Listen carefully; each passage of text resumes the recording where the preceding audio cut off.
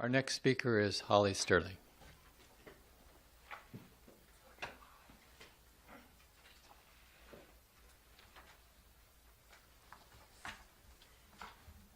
Good morning, everyone. Thank you for being here today. I'm here on behalf of my husband, Jeffrey Sterling. And really, I just want to tell you about Jeffrey, the real Jeffrey, not the person that the government has portrayed him to be. And also to let you know that I did write an open letter to President Obama asking for his immediate pardon. So Jeffrey was born and raised in Cape Girardeau. He was the youngest of 6 boys raised by a single mother. And he had aspirations to be a great person from early on in his life.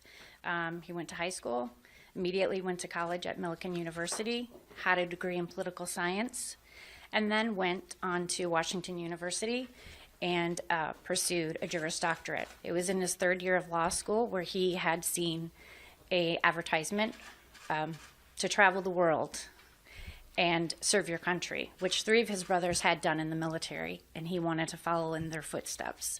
So with that, Jeffrey immediately went home and started the process to become a case officer with the CIA. While he was working at the Public Defender's Office, he actually was informed that the CIA wanted to hire him. And so he became a case officer and pursued his dream. Jeffrey, shortly as he was working there, was doing a great job until approximately about 2007, when he was supposed to have his first overseas post. It was at that time, right before he was leaving, his supervisor came to him and said, "We've given it to another person." Jeffrey asked why. He wasn't given an answer, except that they had felt that he would actually stick out as a big black man speaking Farsi. So to that question, Jeffrey asked, "At what point did you notice that I was black?" And "You taught me how to speak Farsi." So, dismayed and very upset, he was going to go to another post. He went there for a while, but unfortunately, they did not give him proper cover, nor the supports to be productive and perform his job as a case manager. He soon returned back to the United States and decided that he had had enough, that he wasn't able to successfully do the job that he was hired to do. And he filed a discrimination suit against the agency. He was the first black African-American male to file a suit against the agency. And that is really the start of everything that happened and where we're at now. Subsequently, Jeffrey was fired from his job. After he was fired, basically he was blackballed. He could not find work anywhere. He lost everything.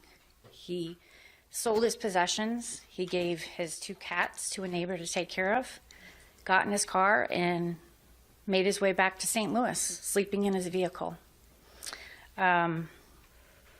He was lucky enough to get together with an old college friend who had just had a baby, and Jeffrey became the caretaker of that child in exchange for room and board. So here's a man that has a Juris Doctorate and was working for the CIA, and now he's taking care of a newborn baby.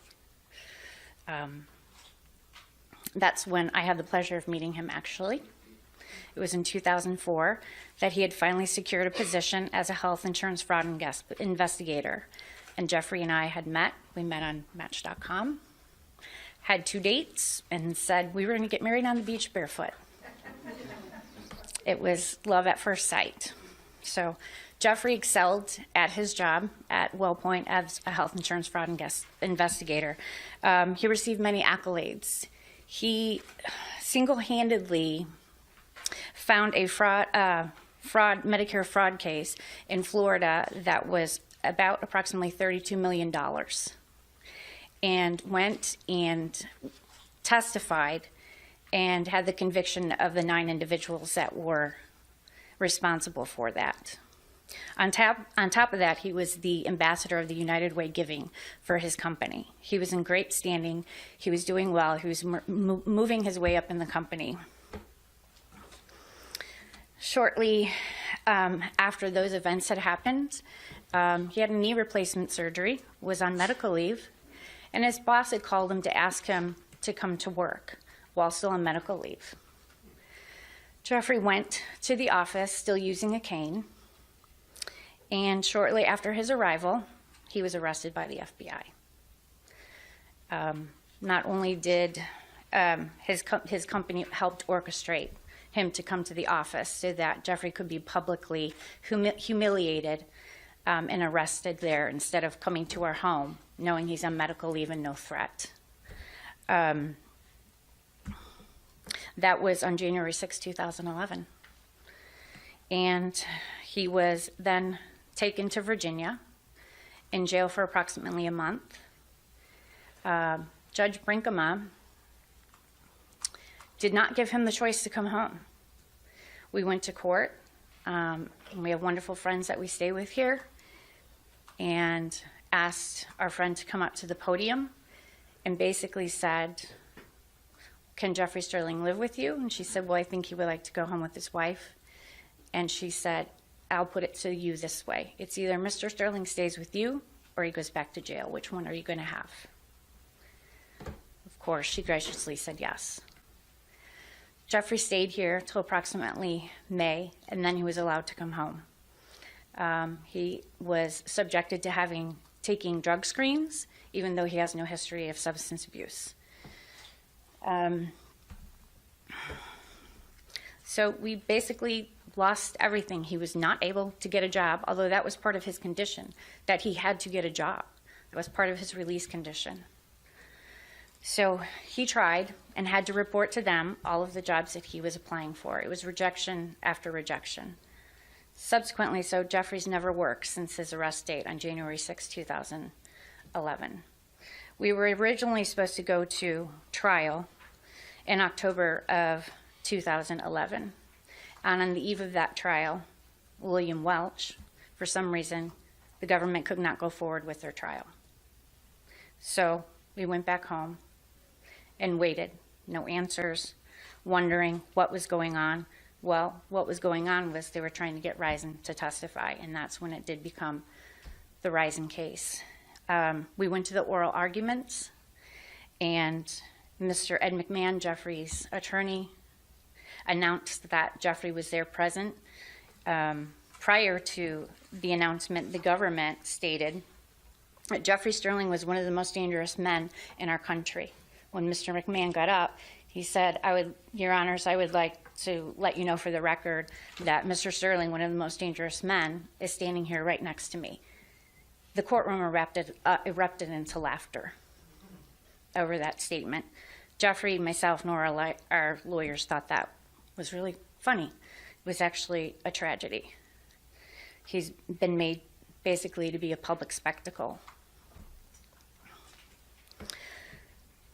Excuse me, I get a little emotional talking about this. So we went on with our life, waiting for the trial to come. The trial came, and as many as has stated that there really was absolutely no evidence that Jeffrey had done this. We never hid the fact that Jeffrey and Mr. Risen did speak. It was in 2002 that he covered Jeffrey's discrimination suit. And his discrimination suit actually was not dismissed until 2005. So they did have a history of speaking from 2002 to 2005. That was completely disclosed. On the witness stand, the main FBI agent, Ashley Hunt, admitted during cross-examination, she has no emails, she has no telephone recordings, she has nothing that can solidify or prove that Jeffrey had reported any classified information to James Risen. In fact, she said, I have just speculated that Jeffrey did this. In addition, there was a CIA manager that had made it known that there were over 90 additional people that were briefed on Operation Merlin that could have been the person that leaked the information. Not one of those individuals was investigated ever. It was solely Jeffrey. So with that, unfortunately, somehow a jury found Jeffrey guilty on all charges. And he was sentenced to 3.5 years in prison. During the sentencing hearing, it was requested that Jeffrey be placed in a facility close to home. On a Thursday, we received a letter. On a Tuesday, we needed to report to the facility. That facility is in Englewood, Colorado, 900 miles away from our home. So not only has Jeffrey's life been destroyed, he hasn't had a job since January 6th of 2011. I'm a social worker. I love my job, but I don't do it for the money. We do not have savings. We do live paycheck to paycheck. In fact, we've relied on friends and family to get us back and forth to Virginia for the years of going to pretrials, hearings, and then for the hearings. And now, yet again, I have to rely on the goodwill of people to be able just to go see my husband. I've been able to go 3 times, and it's heart-wrenching to go see him there. He doesn't belong there. He's in with rapists. He's in with murderers. He's in with child molesters. These individuals, although it's a minimum security facility, have been in prison so long, 20, 25 plus years, that they've worked their way, due to good behavior, down to being in minimum security. Most of them, unfortunately, do not have education. Most of them cannot read. Most of them cannot write. And Jeffrey knows this because he is employed as a tutor there. And he's trying to help them obtain a GED. However, if you can't read or write, how are you supposed to be able to take a GED? As I said earlier, Jeffrey was a lawyer. He lost that. In the facility, he's being made to take continuing education classes. On my last visit, he said, I learned some new skills. I said, I'm almost afraid to know what those are. We try to bring some comic relief in once in a while. He said, you'd be very proud of me, Holly. I know what a checking account is, I know what a savings account is, and I know what a loan is now, and I know how to secure all those things. And I said, well, that's great, because I didn't really want to have to teach you that when you got home. He also had to take a critical thinking class. 12 hours he was supposed to study. At about 2.5 hours, he said, I'm done. Took the test, handed it up to the instructor. They said, you didn't do 12 hours. He said, I studied this ad nauseum, probably middle school, beginning of high school. I'm going to take the test. If I get a quarter wrong, I'll take your study for 12 hours and take the class again. Well, he's never heard anything back. So what does that mean? He got 100%. So one of the other things about having to see Jeffrey is, unfortunately, it's a blessing that I get to see him. I do get to sit next to him. It's not behind glass with a telephone. But for that privilege, he has to be strip searched before and after our visit. Here's a man that is intelligent, is caring, is the love of my life. And for over 10.5 years, the government has just come down on him. And it was solely because, first of all, he had the audacity to stand up for his rights as a human being, and they didn't like it. Because unfortunately in this country, if you're not Caucasian, you're still no one. And then that just fueled the fire for when Jeffrey was able to have Mr. Risen cover his discrimination case. Of course, where were they going to go to? The supposed disgruntled black man that sued the CIA. And I'd like to touch on the fact that this was selective prosecution, as Thomas Drake had mentioned about General Petraeus. If you honestly looked at the two cases, my husband, of what he had allegedly done and what General Petraeus admitted to doing, if you remove it and look at it in paper, you take away the fact that you know one person is Caucasian, one person is African American. You take away that one person lives a very modest lifestyle, the other person has lots of money. You take away that the other person is a normal Joe Blow, and the other person has political clout. If you look at that, you see that General Petraeus committed far more egregious acts than what Jeffrey had allegedly done, and he did it for himself, while Jeffrey went to the Senate Select Committee because he was concerned about the citizens of our country and what this possible Operation Merlin could have done. So with General Petraeus' punishment and Jeffrey's punishment, it's basically stating and saying that the thought in this country is, if you are a Caucasian person and you do wrong, that you don't need to be punished for it, and you get a slap on the wrist. While if you are a man of color, you are guilty until proven innocent, and you belong behind bars. And so I'm just here today to let everyone know, really, the true story behind everything else that has not been out there. That Jeffrey is a wonderful man. To this day, he still says he wished that he was not discriminated against because he loved his job at the CIA and he loved serving his country, even after everything that they have done to him. He can still say that. So at this time, I would like to just read a couple excerpts from the letter that I wrote to President Obama. The first one is, Mr. President, I ask you to explain how this unfathomable sequence of events has been allowed to continue for over a decade.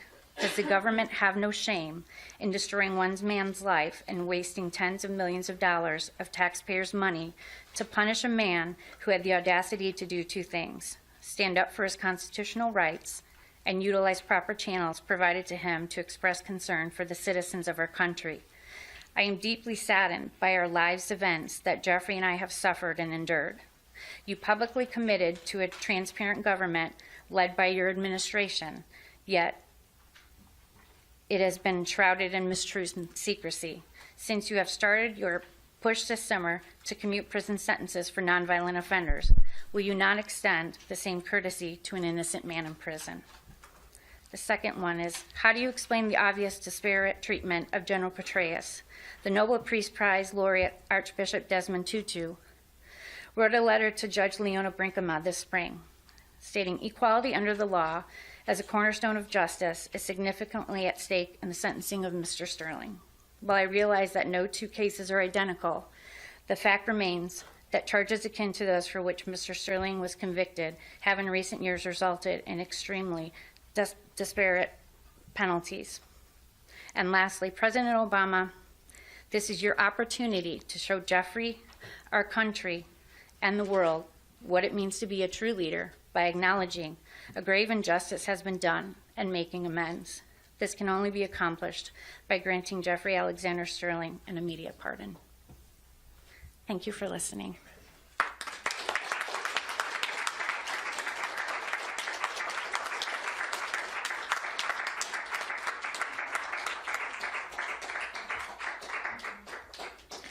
Our next speaker is Delphine Halgand.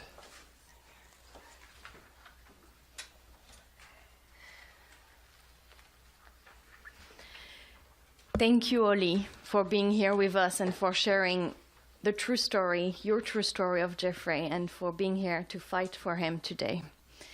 Thank you to all of you for being here today. Actually, as you know, Reporters Without Borders is a press freedom organization, actually the largest press freedom organization defending journalists all over the world since 1985. As an organization that defends press freedom, that defends freedom of information, we are extremely concerned by the precedent set in the United States government case against Jeffrey Sterling. Jeffrey is now in jail for merely talking to a journalist. He was sentenced based only on circumstantial evidence. The evidence that formed the basis of his conviction consisted only of multiple emails and telephone conversations between the two men, James Risen and Jeffrey, without any content to directly prove Jeffrey was the source. The content of most of his emails and phone conversation remains unknown. Only the metadata have been made public. Here is Reporters Without Borders' main concern. The DOJ built a case against Sterling based entirely on circumstantial evidence and obtained his conviction in what the BBC called a trial by metadata. How is it possible that proving the simple existence of contacts between a former CIA operative and a journalist is sufficient to convict someone of espionage? Is a relationship with a reporter the new catalyst for government prosecution of whistleblower, whether alleged or actual? If anybody can be sentenced in the United States just because he was merely talking to a journalist on a regular basis, where is press freedom heading in the country of the First Amendment? Actually, after the verdict, Attorney General Holder said, I guess we quote him a lot today, "As this verdict proves, it is possible to fully prosecute unauthorized disclosure that inflict harm upon our national security without interfering with journalists' ability to do their jobs." I'm sorry, but I disagree. It is really clear that the DOJ chose to make an example of Jeffrey, to warn government employees against talking to journalists. Leaks are the lifeblood of investigative journalism in this country, given that nearly all information related to national security is considered secret and classified. In fact, the war on whistleblower is designed to restrict all but officially approved version of events. The United States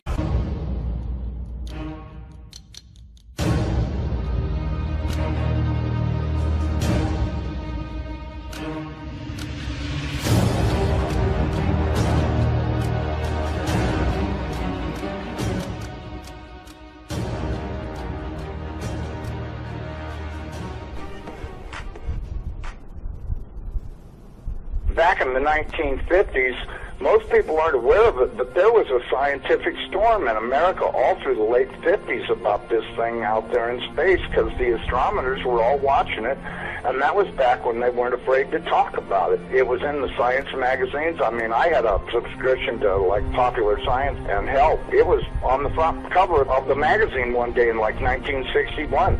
And I was really excited when I saw it because here's this giant red planet on the horizon of the California coast and a humongous tidal wave coming in towards the coast. And having grew up in the mountains of the Sierras, and this thing in the magazine, it said this tidal wave coming in was going to be at least 3 miles high. And I went in and showed it to everybody in the house, and they laughed and they said, "Look, it says right here, there's nothing to worry about. It won't be here for another 50 years. Hey, guess what? That 50 years has came and gone. And this baby's out there in the sky. They've been watching it. I watched it. And I can tell you, this thing has got so much trash coming around it. You know how we live in a solar system? We've got 9 planets and a big sun. This thing has got 7 planets and its own sun. But I believe that instead of having dirt on it like our planet does and water, I think this thing is just a big bright reddish-orange iron ball because it's giving off all this red iron oxide dust out into the atmosphere. When we saw it at first, it was just a teeny little red speck of fuzzy red dust in the distance, but over the years as it went by and we watched it, it got bigger and bigger and bigger.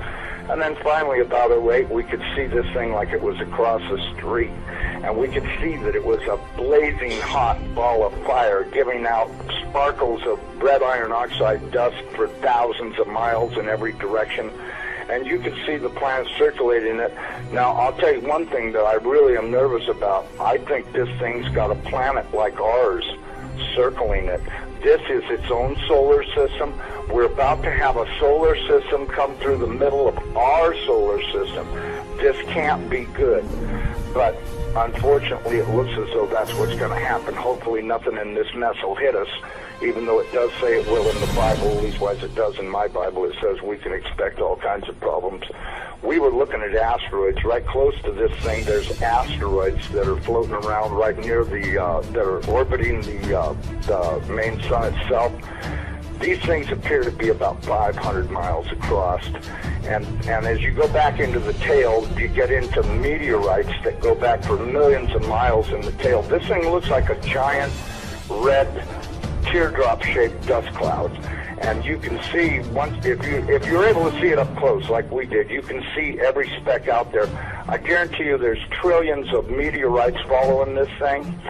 Now, these CIA people that I know say that we're not going to be that close to it when it goes past us. They're saying that in order to attain breakaway speed, when it comes up around the backside of the sun, its speed will at least double, possibly more, which will put it here earlier than everybody is saying it will. And that this thing will probably be about 20 million miles from us when it crosses in front of us.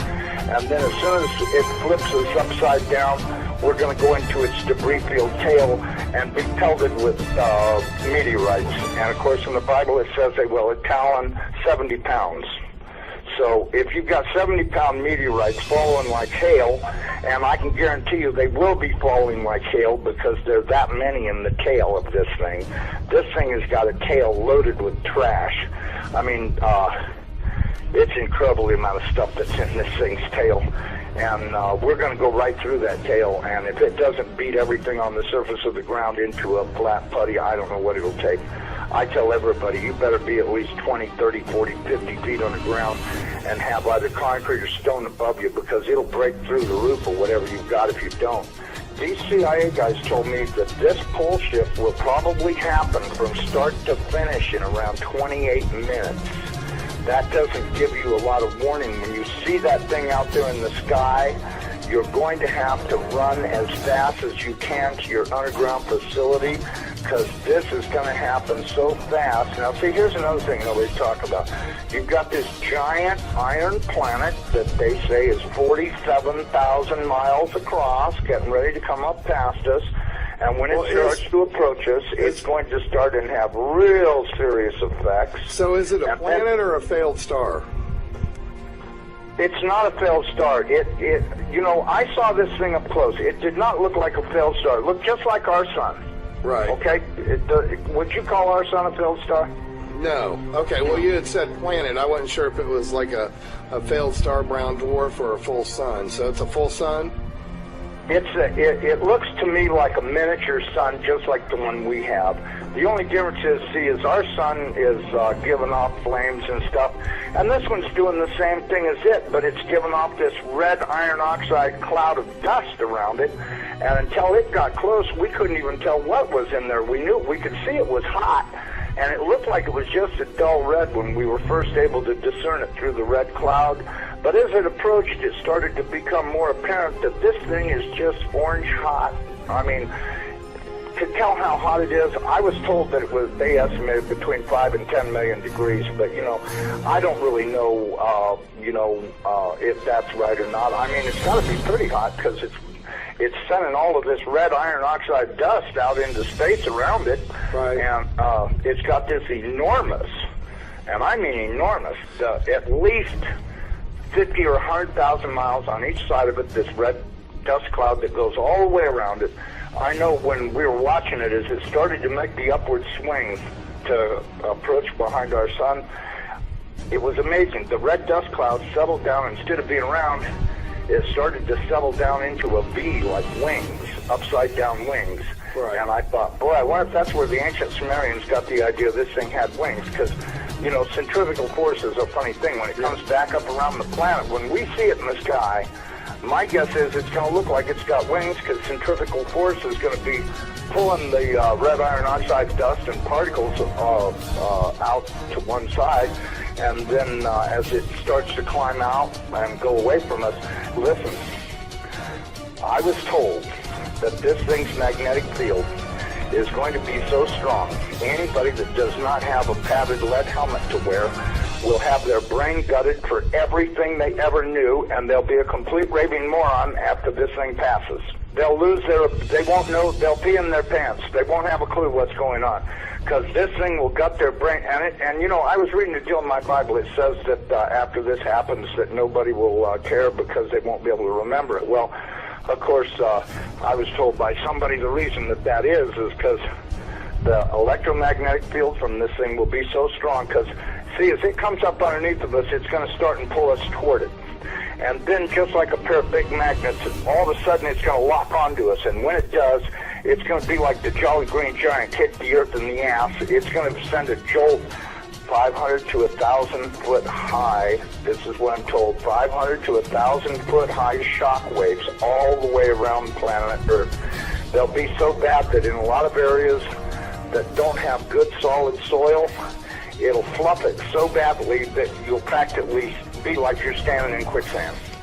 And that this thing's magnetic field will literally gut your brain of everything. And so you may want to give some thoughts to getting you some sheet lead, build you a little lead helmet to wear, you know, like a little motorcycle helmet to protect your entire brain and the back of your neck, so that way this can't happen. Because, you know, if these guys are right about this, and I'm pretty sure they are, because I know for a fact they know what they're talking about when they say stuff. And so, you know, and it does sound reasonable to me, knowing what I do about electromagnetic energy, that this could happen. So what you're hearing, folks, is the interview with a CIA buddy that saw exactly what we're talking about, going way back. He looked through the Hubble telescope. He says, I saw, like it was across the street. So when you have first-hand eyewitness that says, I saw it, he's describing what he saw. Now we know, we can tell he's not an astronomer. He doesn't even say the word correctly.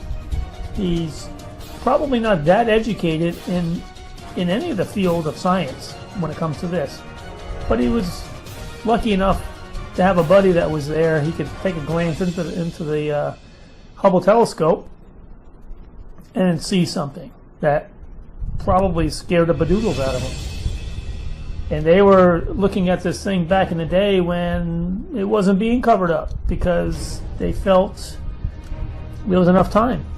There was enough time to prepare down the road. It wasn't an immediate risk. So no big government cover-up yet. But then once somebody got a hold of it and said, listen, we can't let this cat out of the bag, because it might not seem dangerous today, but there'll be enough people making some waves, pardon the pun, that's going to cause some controversy and some conspiracy theories start running wild. So obviously it got covered up for a while, and then probably about the mid-70s, early 80s is when it resurfaced again. So here we are, folks. In 2017, 50 years later, after this insider has given his account of what he saw with the Hubble telescope back in the 60s. So we know the government has known about this for a long time. They have covered this up. And we have steadily uncovered the information, whether it be the U.S. Navy flood map, to all the information about Nibiru, Nemesis, and its planets in the solar system that's coming through our solar system. The data has been there. We have painstakingly uncovered it, and with the advent of the internet, the computer, and the social media, we have been able to pass this information along to one another very quickly. And so we know that the effects of what's happening with this solar system passing through us from history of recorded events is real. There's very biblical foundational proof that's happened in the past, whether it be pole shift of the Earth flipping on its axis, the flooding and the tsunamis that come along with that, the melting of the polar caps, the sea level rise, the tsunamis, the earthquakes, the shaking, the Earth crust breaking apart, all has been recorded, and we have been projecting the effects coming soon. The size of this Nemesis system in comparison to the Earth is staggering.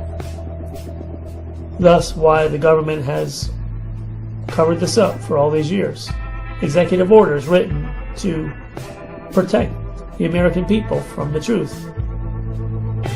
And rightly so, because we know how difficult it would be to evacuate 70 million people off the coastlines. And the government has done that too. They realize the pitfalls in regard to moving this many people to safety. But for those of us that do watch these videos and research ourselves, to find the proof in the photos of the coming NIBIRU and Nemesis system, the collection of these 7 planets that are in our solar system affecting us now will continue to increase. By the time we see it in the sky with the effects coming in, that will be too late. Our time is now to begin acting on these gut feelings and research and data that we have put together, these collective ability of seeing these things before we start seeing the tsunamis flood into the coastlines. Because when this pole shift alignment happens, when the Nibiru and Nemesis and the other planets and moons come in proximity to this Earth, it will happen so quickly we will not have time to do anything. The commentator in this video that gave his account said that this pole shift will happen in approximately 30 minutes. So this effect of the oceans and sea level rise will happen very rapidly. We see the asteroid shower, meteor shower, happening on August 12th. We have a solar eclipse coming on August 21st. We have the September 23rd alignment of all the planets and stars, according to prophecy in Revelation 12. This year, September 23rd, 2017. It's no coincidence that this alignment of the celestial sign, the harbinger warning of the events coming, that it coincides with all these other things that we've been researching for these past several years. So the time is now, folks, to make the move, know exactly where and what you're going to do with the like-minded people within your group. This is not something that we can just overlook. The government has spent decades preparing for this. Many of us have spent at least 5 to 7 to 10 years researching all this. We have seen the proof of the theories by watching the sunsets and sunrises across the globe at different time intervals and different locations, from South America to the UK to Halifax, Nova Scotia, up north. We have seen photos like this. We just don't have 2 suns appearing because it looks pretty. There's a major reason why we're seeing this.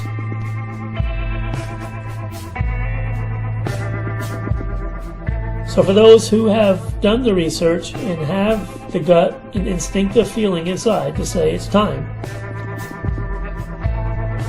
I employ all of you to pray, be led by your spirit, share with others, and make a move. Act on what you're seeing and feeling and make it happen now, before it's too late. Because when we see it in the sky, it is too late. We'll see you on the other side, folks.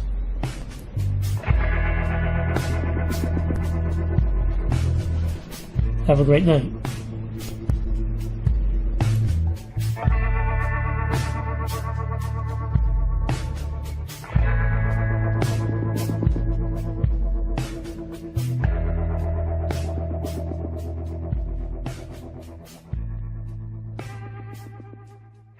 However, before my research, if you would have asked me then if I think there is really a planet X, I would have said no. But if you ask me now, my answer will be yes. I believe there is a NIBIRU in our solar system. Let me show you why. Originally, I didn't see how a huge planet, 4 times the size of Jupiter, can exist in our solar system without us knowing. But that is before I learned about TNO. Before I did extensive research on ancient prophecies, which, believe it or not, collaborated somehow. Let me put it this way. You may not recognize NIBIRU when it comes, and the visit may be different from what you expected, but believe me, there is a NIBIRU out there in our solar system. For people who are new to this Planet X NIBIRU theory, let me give you a quick tour. According to the ancient Sumerians, the 10th planet NIBIRU is on a highly elliptic 3,600-year orbit. It is called the Destroyer Planet, as when it comes, it will bring destruction and possibly the Doomsday. Wait, if Doomsday comes every 3,600 years, how come we're still here? Think about it this way. Many comets pass by our sun regularly. How many of them hit planets? The last and only one I remember was the Shoemaker-Levy 9 hitting Jupiter in July 1994. So maybe NIBIRU's last flyby was harmless last time. But we may not be likely so lucky next time? Before jumping to any conclusions we cannot sustain, let me bring you another popular NIBIRU theory. The planet NIBIRU of Nemesis. Nemesis is supposedly our sun's brown dwarf twin. The theory was first introduced in 1984, largely based on the Earth's mass extension 26 million years cycle. An evil twin 1.5 light years away, hidden beyond the Oort cloud, would be a perfect suspect. If NIBIRU was a planet of Nemesis, it could explain how its occupants survived 3,600 years without a sun. Nemesis is NIBIRU's travel companion and its portable generator. When the theory was introduced in 1984, it made great sense, and at that time, scientists believed that most stars are binary. Obviously, our sun should not be an exception. However, scientists have determined that mass extinction happens more like every 50 million years. And 2 mass astronomical surveys, which ran from 1997 to 2001, failed to detect any brown dwarf in our solar system. While in 2011, NASA's David Morrison, who specializes in near-Earth objects, concluded that even with infrared telescopes able to detect brown dwarfs as far away as 10 light years, failed to find Nemesis. It is most likely that Nemesis does not exist. Of course, that is if you believe to do if they think the world will end tomorrow. Obviously, telling you will not be on the top of the list. They will build a bunker and plan shelters for people that may survive the doomsday Earth. And to avoid chaos, it is wise not to share the doomsday news with anyone. Plus, who can know for certain what will happen, right? If you think the government will always do the right thing, Let me tell you what Nostradamus thought about that. Will be struck from the sky. One who cannot proceed any further. The secret closed up with the revelation, such that they will march over and ahead. If you have any doubts about Nostradamus's prophecies, check out some of my Nostradamus videos. When I compared his quatrains with historical events, I was shocked to find the unbelievable details revealed. Check out any of my videos and you will be surprised. This quatrain is grouped with 20 other doomsday quatrains in the second part of the Book of Prophecy, which I call the Doomsday Century. This quatrain seems to indicate that our government would get warnings from the sky, which can be divine, or from aliens. The message warns us, do not proceed. It is a secret that will be kept from most of us. But the warnings were probably ignored, as the last sentence stated, quote, such that they will march over and ahead. Whatever the secret may be, it will be ignored, and we, mankind, will eventually face the consequences. So, if Nemesis does not exist and NIBIRU is only a theory, why should we waste any more time talking about it? Actually, I think NIBIRU does exist. It may be different from the mythical planet where Anunnaki reside, but it is there. Let me show you the proof about NIBIRU's existence.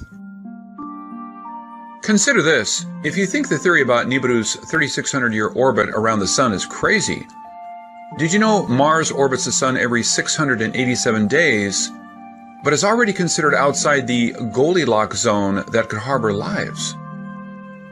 What is the chance of life on NIBIRU if NIBIRU does exist? Plus, what is the chance of having a planet having a 3,600-year orbit? On the planet Eris, what you see is that it is called the most, means that we really don't know what we're talking about. Pluto and Eris both are known dwarf planets, and Tino, the so-called trans-Neptunian objects, those are minor planets with highly elliptical orbits.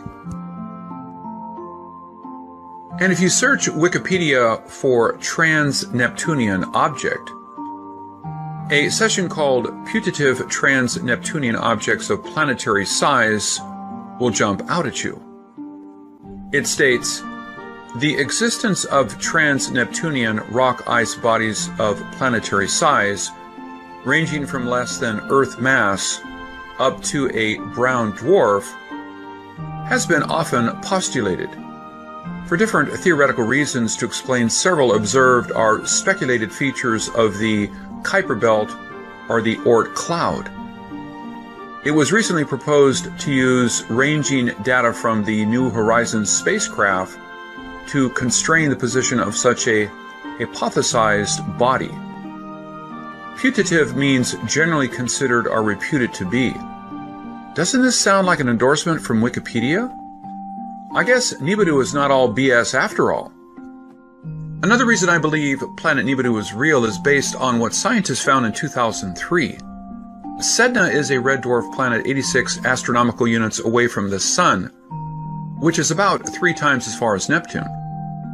Its discovery helped push poor Pluto off the planetary lineup.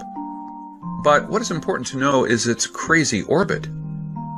Its aphelion, which is the closest distance from the Sun, is 76 AU, but its perihelion is 936 AU, and it takes 11,400 years to complete an orbit. During its 11,400-year journey around the Sun, we can only get a glance when it is near us. So, can you imagine how many more planets we have not seen? Can you imagine how big the others may be? Sedna's discovery proves NIBIRU is not a myth.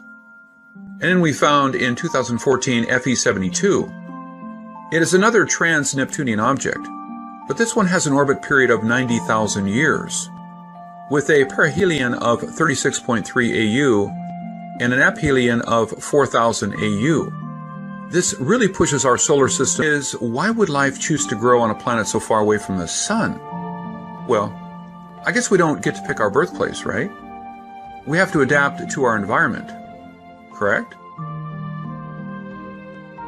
Plus, life may have started on a beautiful, friendly planet till the planet changed. For that, I will share with you another story we are all quite familiar with, the Shoemaker Levy 9. Did you know before Shoemaker Levy 9's impact with Jupiter, it was not orbiting the Sun? That is a fact few people know.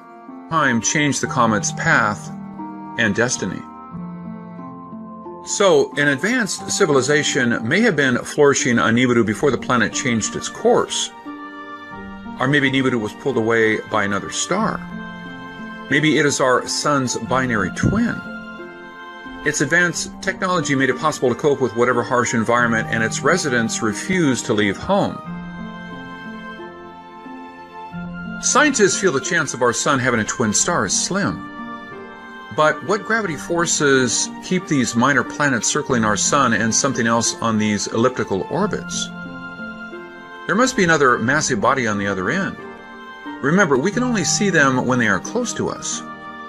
Can you imagine how many more are out there that we have not seen?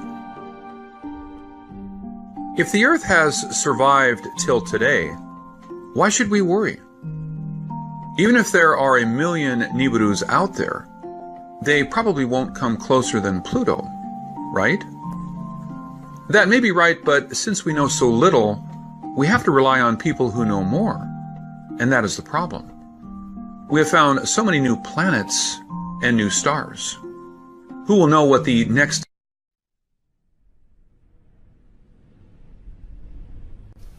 U.S. scientist confirms Russian fears of a new planet and warns will soon affect the Earth.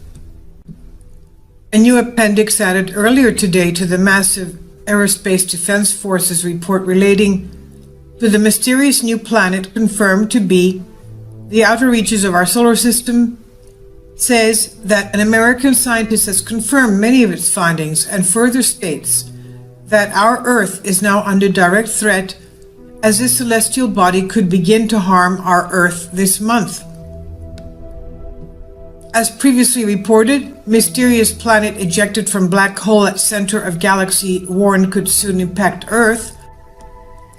The ADF has become increasingly alarmed at the threats this mysterious new planet poses to Earth from the time it was first discovered by the National Aeronautics and Space Administration, NASA, in 2005, to the final confirmation of its existence by California Institute of Technology, Caltech, scientists, January 2016.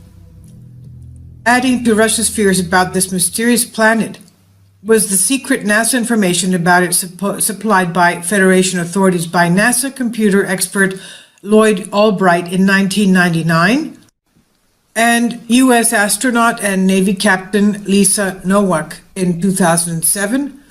That was so fearful Albright hid himself in a cave, and Nowak told her Russian interviewers, quote, "They won't tell anyone the truth," and "I've never believed the Bible, but now I have to," end quote.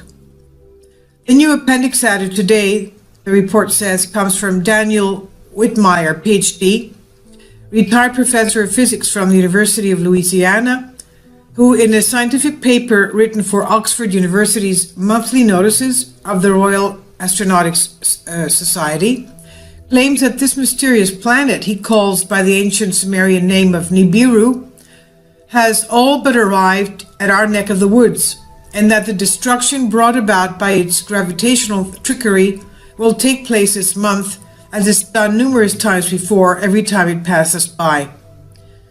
Dr. Scientist Whitmire and his colleague John Matisse first published research on the connection between this mysterious planet and the mass extinction on Earth in the journal Nature in 1985.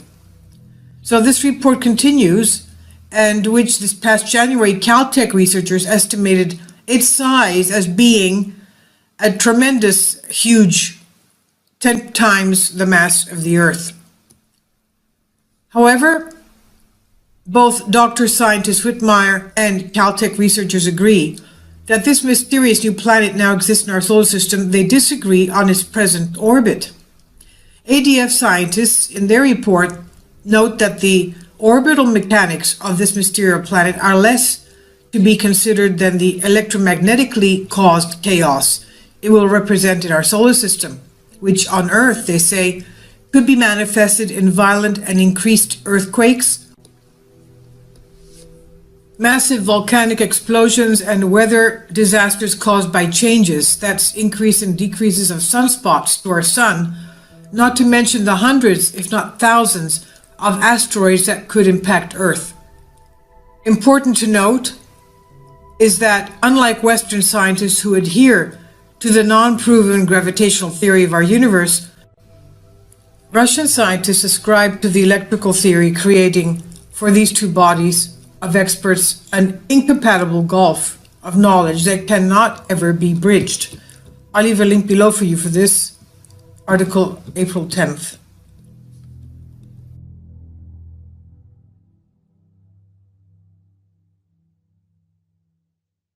To invest in gold and silver if The you want to stock stay alive. market was rotten to its core. Absolutely.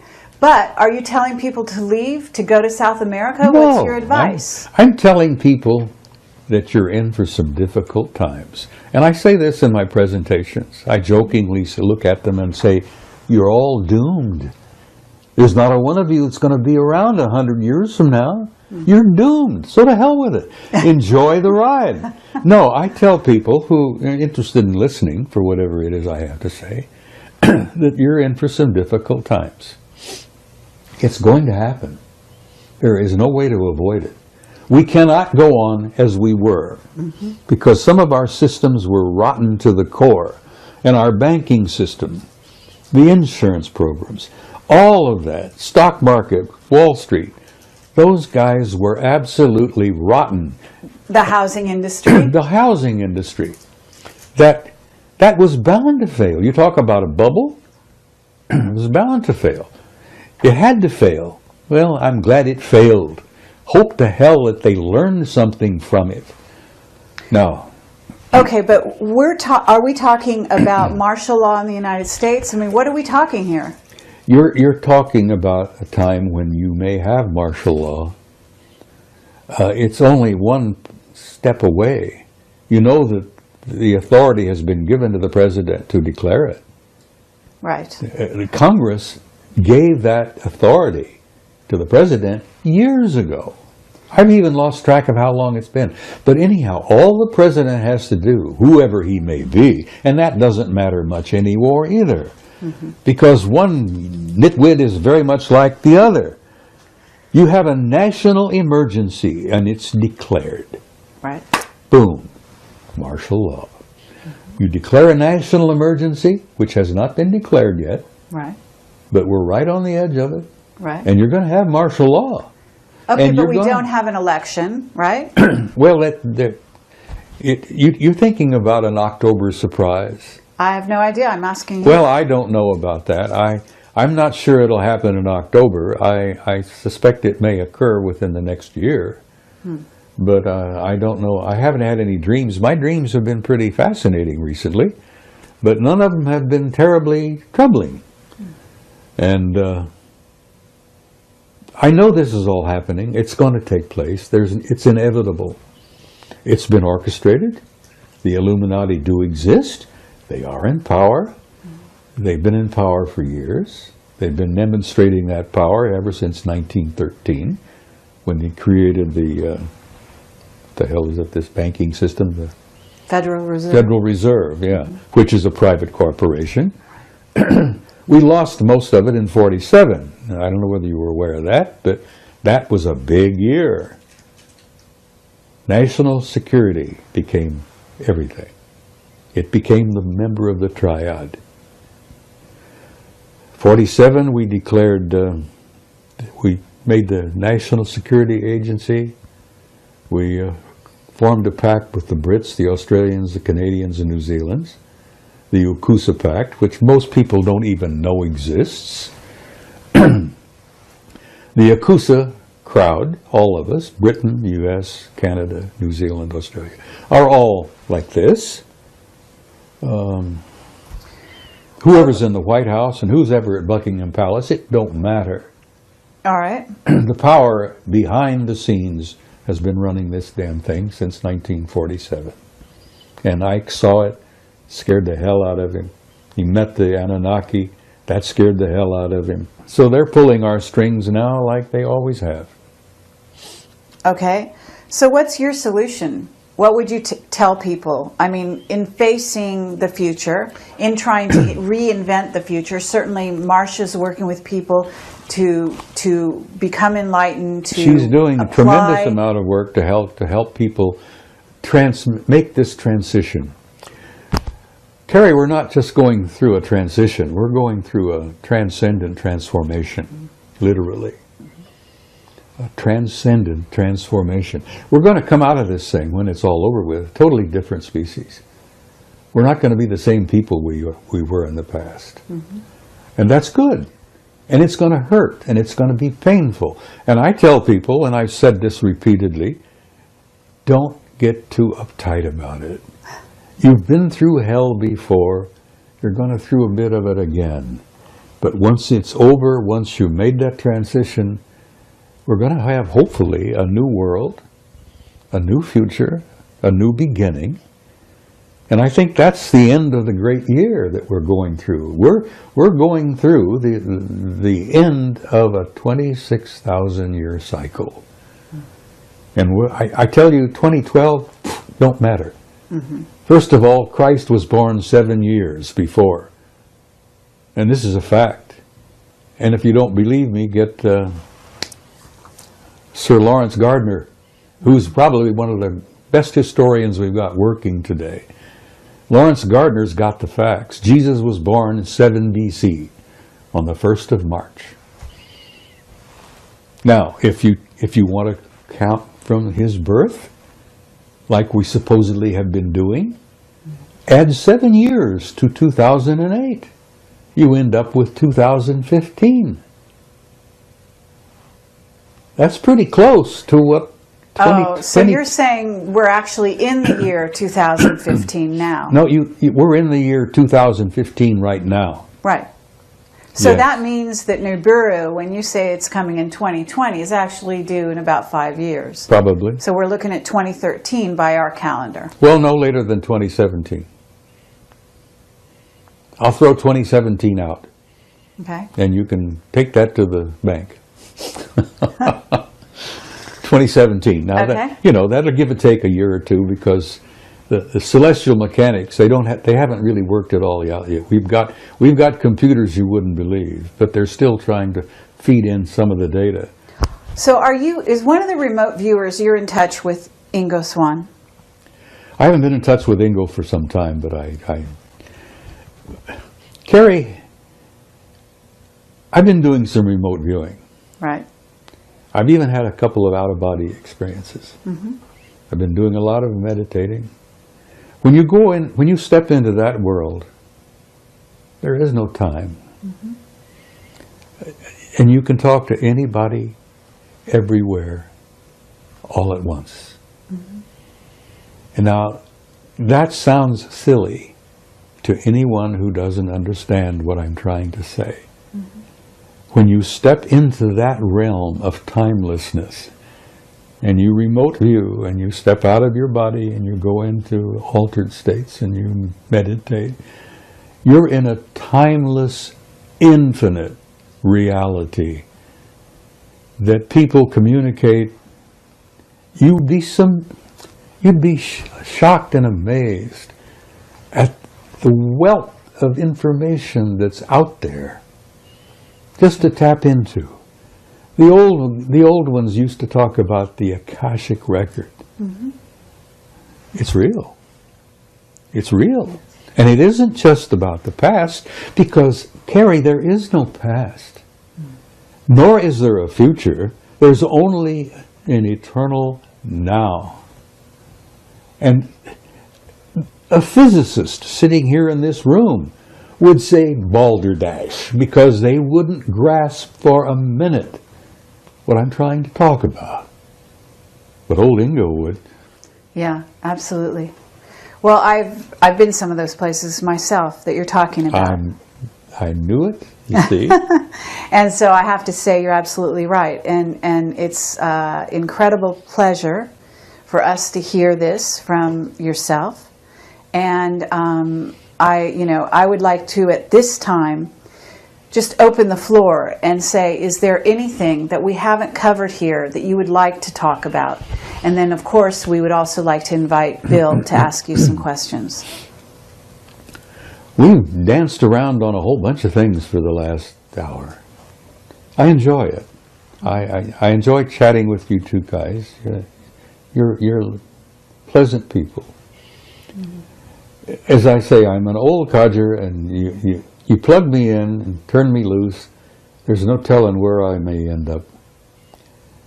I've been around 79 years this trip. I've made a dozen or two previous trips, which amazingly I remember quite a bit about. When you start going into that timeless realm, you step into that infinite, which we're all part of. Memories of other lives come flooding into you sometimes. Mm-hmm. Oh God, the things I've seen, the things I've done, the places I've been, this life are kind of shocking. The things I've done, the places I've been, and the lives I've lived before are beyond belief. I'm not boasting. This is not a boast. Mm-hmm. But I'm an old soul. I've been around on this planet a long time. And I amazingly remember it. Some of the memories I would rather not remember because they're painful. Mm-hmm. Hell, I have memories of Sumer. I knew the Anunnaki back then. Worked with them. I was one of their products. I know them now. And I don't have any fear. And in bringing this to a close, I would like to say to whoever is watching, get rid of the fear. You have nothing to fear. You are an immortal, timeless being who has an infinite future in a glorious universe that's so filled with beauty and life that we on this little tiny planet couldn't begin to grasp. But I say to people, don't be afraid, for God's sake. Gather around you those you love. Spread that love around. And go into tomorrow with courage. Because you've been through a hell of a lot worse before. So be hopeful, love one another, and have courage. And that's really all I have to say. Well, thank you, Bob Dean. It's really an honor and a pleasure. Thank you, Carrie. Priorities at the National Press Club. Another reason why it's so important that this event is being held here today. We were extremely active in the James Risen case, and in 2012 we gave Risen one of our highest honors, the John Aubuchon Press Freedom Award. And of course, for Risen and other journalists to do their jobs, they need information, they need sources, they need people to tell them what is going on. And here we are today in another matter tied to the Risen case here in 2015, still talking about it. But that is why it's fitting that this is the venue for the news conference about whistleblower Jeffrey Sterling. So I want to welcome you here today, and in particular I want to welcome Jeffrey's wife, Holly. Thank her for being here today. And I want to, again, thank all of you for being here, and I want to thank you for holding this important event here at the National Press Club. And with that, I'm going to hand it over to Norman. Thank you.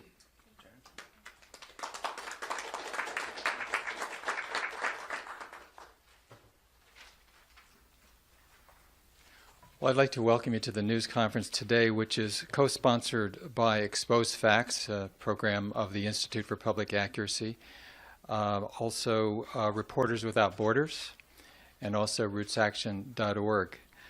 I should mention at the outset that while each so-called whistleblower case in legal terms is unique with some unique aspects, there are common threads to government policy and prosecution that need to be addressed. We call Jeffrey Sterling a whistleblower because it's incontrovertible, and I sat through the entire trial and nobody questions, that he went to the Senate Intelligence Committee with concerns and information that he had gained as a case officer at the Central Intelligence Agency. So really nobody can question that Jeffrey Sterling is a whistleblower. He met with the Senate Intelligence Committee staff in early 2003. At the same time, when the long prosecution of Jeffrey Sterling went to trial in January of this year in federal district court, he maintained and continues to maintain to this moment, as he's now in prison, that he's innocent of all the charges that he provided classified information to James Risen that went into his book published in 2006, State of War. We have a number of speakers here, and in the interest of time, and I should have mentioned I don't know if I mentioned my name, Norman Solomon, and coordinator of Exposed Facts as well as rootsaction.org. But I should say that in the interest of time, I'm not going to go through reading out people's biographies. This sheet that you have that says News Conference Thursday, October 15th, has biographical information in the sequence of the speakers. So we will hear from each person seated at the table, and then we certainly are going to leave time for Q&A. So without further ado, Jesselyn Radak.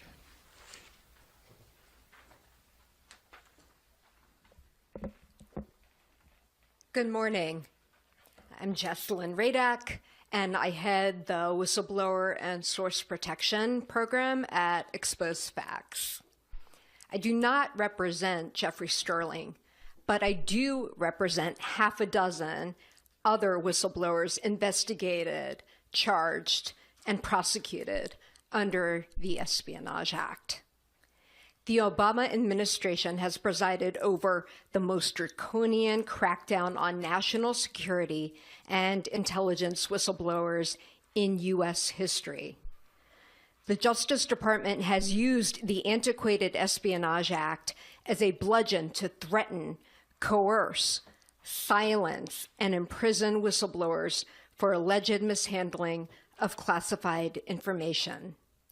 Meanwhile, powerful and politically connected individuals accused of the same and much worse conduct receive, at most, a slap on the wrist, like General David Petraeus, who gave away more secret information classified at a much higher level to his mistress and received a sweetheart plea deal for a minor misdemeanor.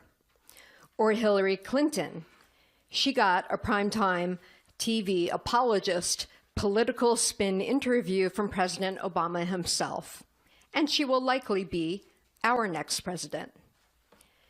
Sterling's conviction is a gross miscarriage of justice.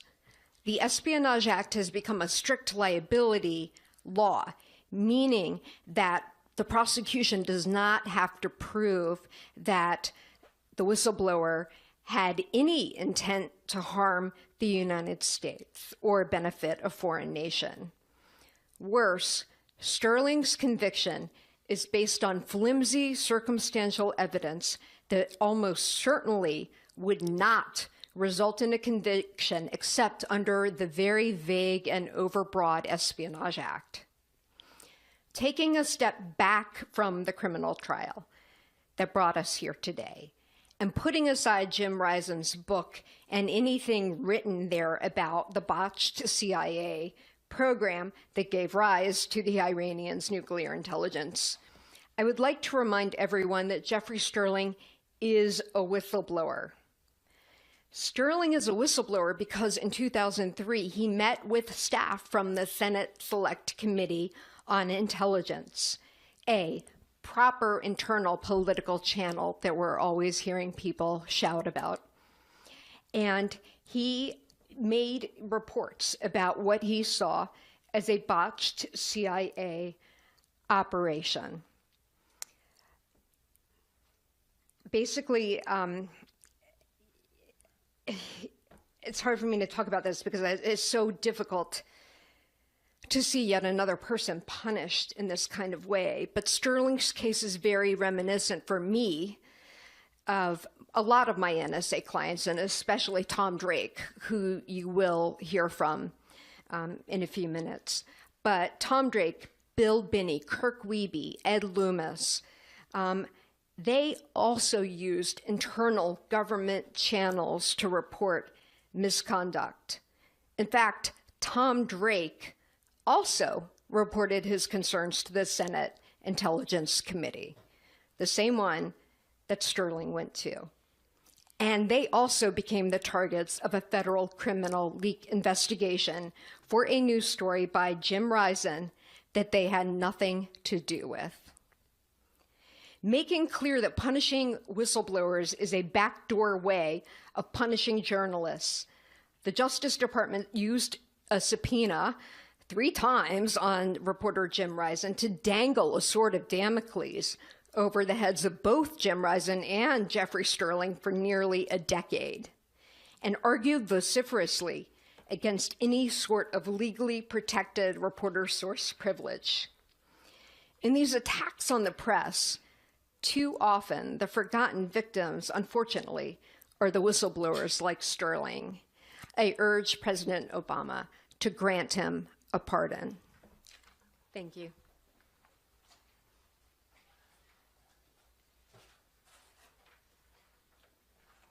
Our next speaker is Thomas Drake.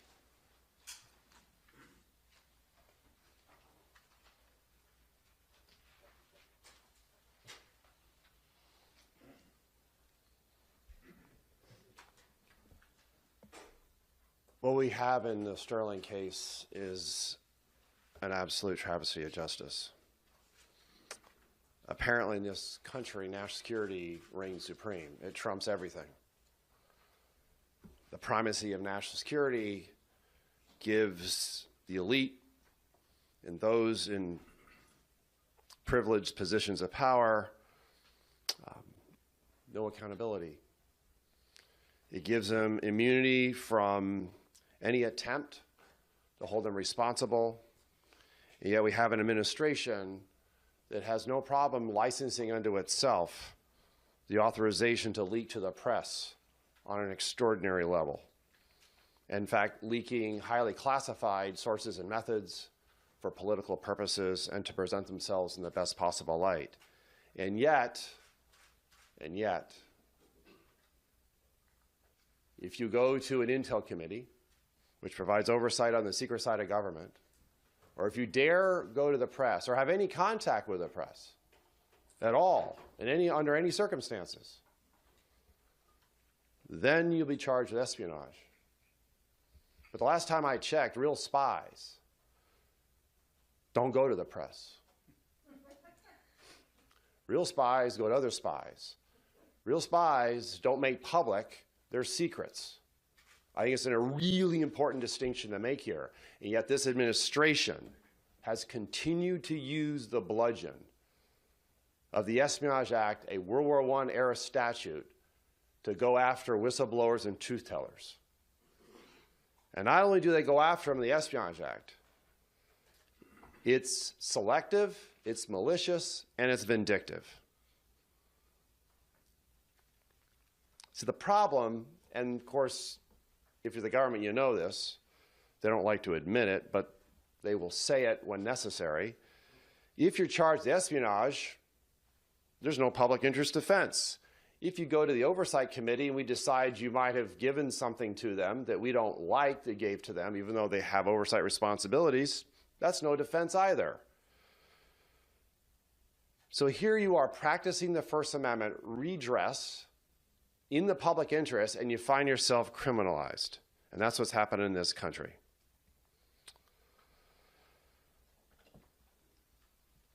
Parallels between the Sterling case and what happened to Jeffrey and what happened to me are extremely close. Their investigation of me went over many, many years, as it did with Jeffrey Sterling. I myself went to the intelligence committees. I blew every whistleblower channel that existed under every statute and act. And yes, I did have contact with the press in the public interest. And yet we have what the government would say is simply individuals like myself and Jeffrey Sterling who have personal grievances. Personal grievances. That what we did violated the signatures we signed, violated agreements we signed with our respective intelligence agencies. I also used to work at the CIA, so I had non-disclosure agreements myself, although they can't be used for cover or violation of law or statute. And so here we are. But I just like to raise a couple of things that are extraordinary between my criminal case and Jeffrey Sterling's case. He was often forgotten, in some cases tragically so, even by the press, because of Risen. And recognizing that Risen ultimately did report a number of things, did have sources, but it's the sources are the ones that are taking the real brunt of the unprecedented attack against the press, against freedom of information, and particularly against anybody who dare expose government wrongdoing and malfeasance in the public interest. And it's an extraordinary double standard. But the chief prosecutor in my case was also the chief prosecutor in the Sterling case, William Welsh. Rather checkered history, but he made a claim and an attempt in my case, which was really a foreshadowing of what happened in the Sterling case. And he tested the judge in my case, threatening to bring the reporter into the courtroom. Now, in my case, the judge would have nothing to do with it. He said, we're not going to go down that deep, dark hole. In the Sterling case, Judge Brinkman said, yes. She allowed the subpoenas to happen, although in the end, Risen did not have to actually be forced or attempted to force to testify in Sterling's case. Eyewitness. The allegation was made by the chief prosecutor Welsh that Risen was the only eyewitness to a crime and that criminal was Jeffrey Sterling. They were never able to actually prove it in the courtroom, but it's an extraordinary double standard because the former Attorney General of the United States of America, Eric Holder, I'm going to quote, in saying what happened to Sterling, quote, the defendant's unauthorized disclosures of classified information compromise operations undertaken in defense of America's national security. The disclosures placed lives at risk. Parenthetical insert. Chief prosecutor Mike Kay said that what I did endangered the lives of American soldiers and that I had blood on my hands. I continue with the Holder quote. And they constituted an egregious breach of the public trust by someone who had sworn to uphold it. As this verdict proves, it is possible to fully prosecute unauthorized disclosures that inflict harm upon our national security without interfering with journalists' ability to do their jobs. Anybody see the Democratic debate the other night and things that Clinton said about Snowden? This is a Secretary of State, one of the most targeted individuals by other intelligence agencies and entities in the world, using a private server to traffic in highly sensitive information. and no doubt including classified information, and no doubt information including sources and methods. But hey, I'm Secretary of State. Even Obama gave her cover. This is what's happened in this country, an extraordinary double standard. And the last thing Hillary Clinton is a whistleblower. All for political purposes. So you have, in my case and in Jeffrey Sterling's case, we bear the full punishment. We bear the burden of the politics of outright and abject personal destruction.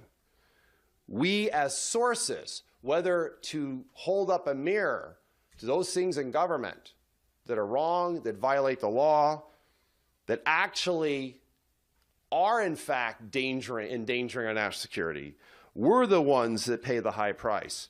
We're the ones